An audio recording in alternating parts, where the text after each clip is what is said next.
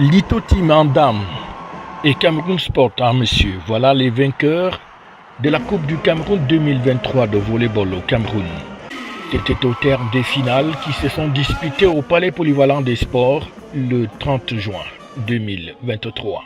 Finale présidée par le ministre des Sports et de l'Éducation physique, le professeur Narcisse Mouele-Kombi, qui à cette occasion a également assisté à la présentation du logo de la future CAN féminine de volleyball que le Cameroun abrite dans les prochains jours. Il s'agit bien sûr d'organiser, mais mieux encore, puisque nous sommes dans le domaine du sport, il s'agit de découvrir et de détecter les talents, de les mettre au travail dans la perspective des prochaines échéances internationales qui interpellent notre pays. Nous souhaitons que ce que nous avons eu comme qualité en termes d'organisation aujourd'hui soit la préfiguration.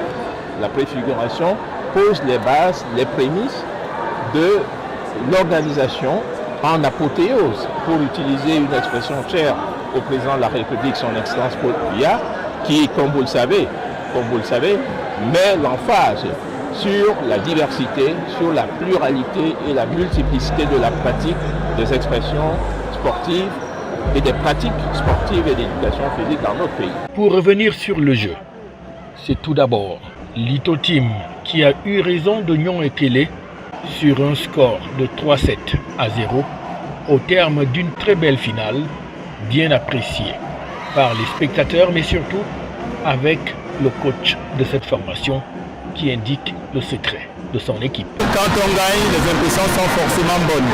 Les filles ont eu une très belle réaction, c'est ce qu'on attendait d'elles et elles ont fait le job.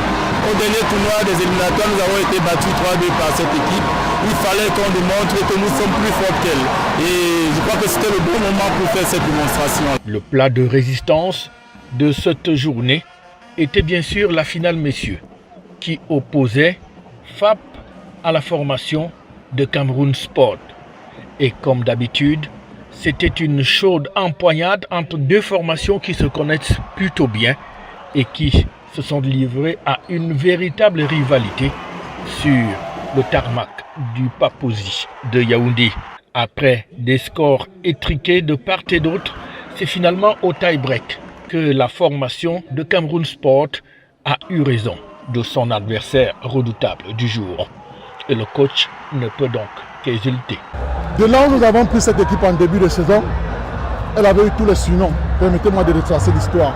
Mais nous avons cru en nous, nous avons cru aux enfants que nous avons pris à l'école de volleyball. Et aujourd'hui, peut-être les gens ne le verront pas ainsi. On ne s'attendait pas à cette position en fin de saison, à savoir faire deux finales. La finale que nous avons perdu, certes, du championnat, nous l'avons perdu, mais sachant d'où on venait, on n'a eu aucun regret.